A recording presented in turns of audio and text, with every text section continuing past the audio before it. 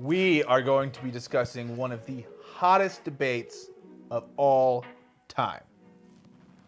Hard shell or soft shell? No. Okay.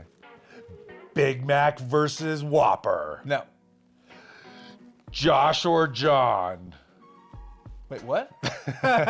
What are we talking about? Buying versus renting. That is legitimately the hottest topic. I actually asked this question quite a bit, and I've had 3 clients in a row that have said that they wanted to rent first and then buy later, and that's really fun. We're gonna give you the real tea on which is the actual best. The answer might surprise you. Have a bonus story, and I have a prediction at the end of this video. I have a theory, a conspiracy theory, as they say. I love conspiracy theories. You know, I'm just trying to be a future market predictor, but that's gonna be later. Yeah. First, the debate always happens because there are pros and cons of home ownership, and there are cons, I guess, and technically pros of renting. So for example, my older brother bought a home and they really liked it, but then it was like, they started taking care of the home, right? Because the common number and the common thing that people talk about is that you should be ready to put about 1% into your home per year. Don't know many people that actually do that, if I'm being totally honest, but that way it stays fresh, and when you do go to sell it again, it'll be Gucci gravy. However, maintenance costs. If your roof gets damaged, you're paying for it. If your water heater goes out, you're paying for it. If you want to change the landscaping, you're paying for it. And that really, especially for new homeowners, it's like the first time that happens, I swear it catches everybody off guard. Yeah. Because they've already dumped so much money into the house. And it's just like, they just start realizing like the cost of home ownership. It is definitely more costly. The alternative would be you rent, and your landlord kind of just takes care of it all. For that reason, if that is something that you care about and you just don't want to take care of, you should still take care of your rental property. But if you don't want to be the one responsible for the water heater, the roof, the windows, the this, the that, whatever, maybe renting is the right move. But you should still take care of the rental though. And just have some common freaking decency. Yeah, you live in it. I know you've had bad landlords before. When I first moved here, I rented. Actually ended up working out really well. I moved into a fully furnished apartment. My landlord, it was a duplex. My landlord lived above me. It was great, honestly. I mean, moving up here, super easy. Didn't have to bring any of my own stuff. It worked out really well. But if you're planning on staying here for a while, renting is definitely not a long-term play for most people. I just don't like the idea of really like constantly paying off somebody else's mortgage. Yeah. Also, not all landlords are created equal. They're not all like that. Yeah. And some are neglectful, and some you report to, and some it's just some guy or girl that's trying to figure out the investment thing, so they don't even have a property management company. Some property management companies suck.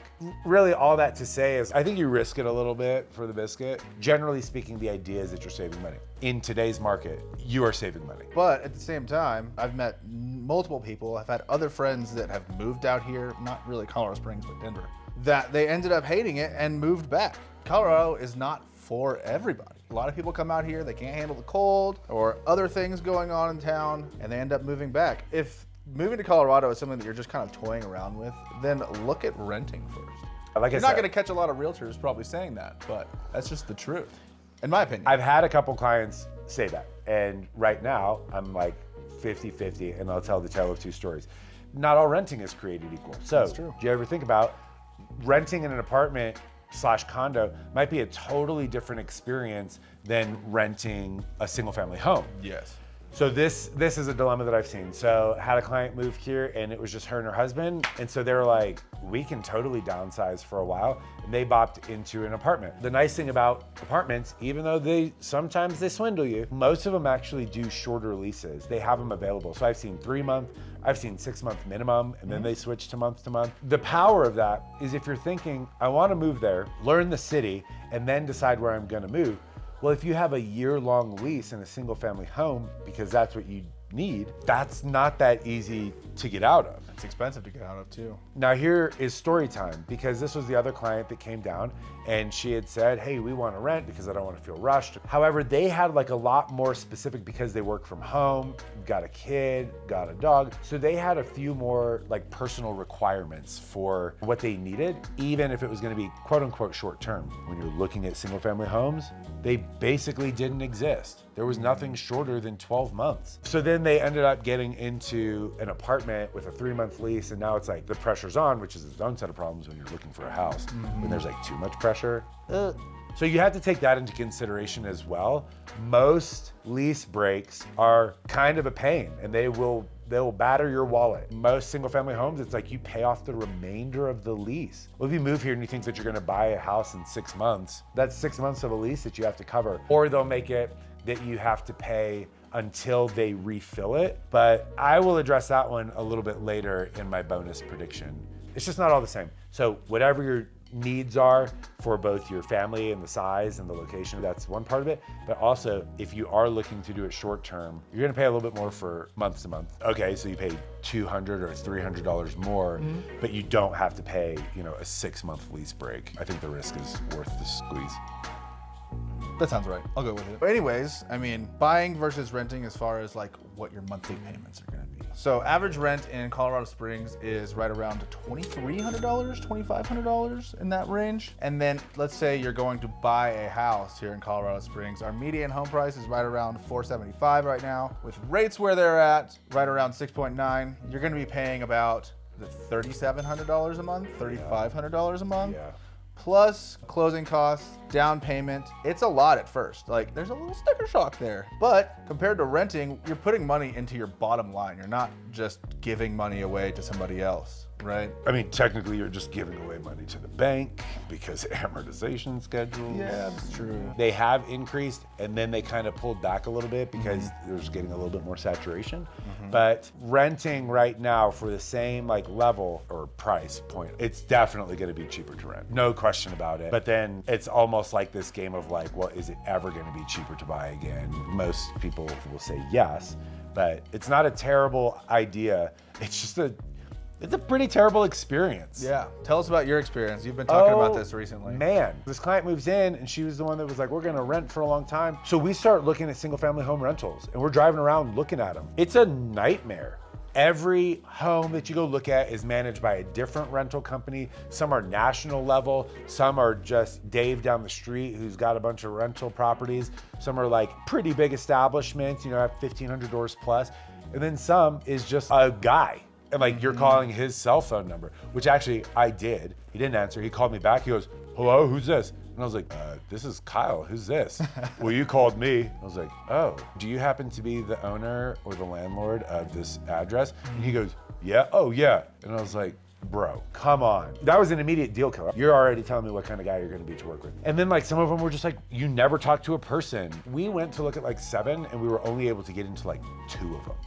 Really? Yep. And then the worst is like when they're already being leased out, like that's even more awkward. Yeah. And like being a realtor almost didn't even benefit her at all. Because like I had like literally no more access, and every time we wanted access, she had to put her information in there anyway. It was a pain. But if you're just like looking to bop into an apartment, that's pretty straightforward. It's just a community. As long as you like the feel of it and you can deal with that feel for a little bit, that's what I would do. I'd be like, downsize, put all my stuff in storage, let's go.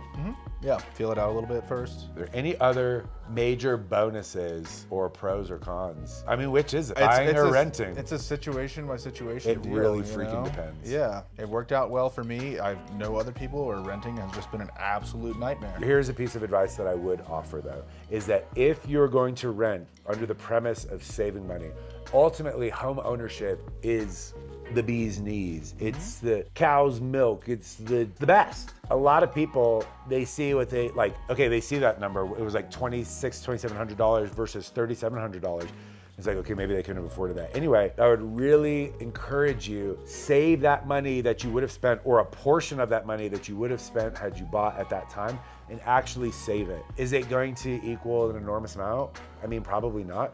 But it'll help you pay for your closing costs. It'll help you pay so that when you are ready to buy, like you're actually positioned. Now, the prediction. All right, We're let's gonna go. finish with the prediction. As I was wandering through the wilderness, I was thinking about everybody right now in today's day and age seems to be talking about becoming a landlord, buying properties, renting them out, right? It's like everybody's a guru on the Instagram machine. Okay, wild stat, 91% of America has an interest rate under 4%. Is it 4%? 91% of America. insane. So that's crazy, right? Because while interest rates are at 7, what actually was reported today was that the higher interest rates here in the spring summer market have actually deterred sellers from listing their home out of fear that they don't think that it would be bought, but also because they're like, I live in a $500,000 home. I am ready to upgrade, but if I buy a $600,000 home, that mortgage is going to be way more expensive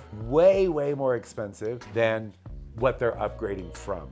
Maybe a $200,000 gap would have been a little bit better example, but so this locked in, what's the word that I want? Pandemic. It's like we're in the situation where homeowners have really low interest rates, and so they're thinking to themselves, I'm not gonna move because either A, I can't afford to, or B, I'll just stiff it out because I have an interest rate at 2.5%. Yeah. And it's never gonna get that low again. And so what I think is what's happening in the Airbnb market right now is going to happen in the long-term rental space as well. If you are an Airbnb investor, they call it basically Airbnb bust because so many people over the last 2 to 3 years have bought investment properties, turned them into short-term rentals, and now the market is like oversaturated, and so the algorithm is kind of moving out the ones that aren't performing as well and just propping up the other ones. But everybody across the board is seeing occupancy go down because there's more opportunity. I think that the same thing is gonna happen in the long-term rental market. I can see that. It's already starting to happen. If you look, the reason that rental prices came down this year about 10% already is because of that, because inventory is starting to creep up. I actually should have looked up to see if there are more homeowners right now than at any time in history, but I know that the rental inventory is steadily increasing. I think over the next 3 to 5 years, what's gonna happen is that people, they're not gonna wanna get rid of that lower interest rate. They're gonna try to list it.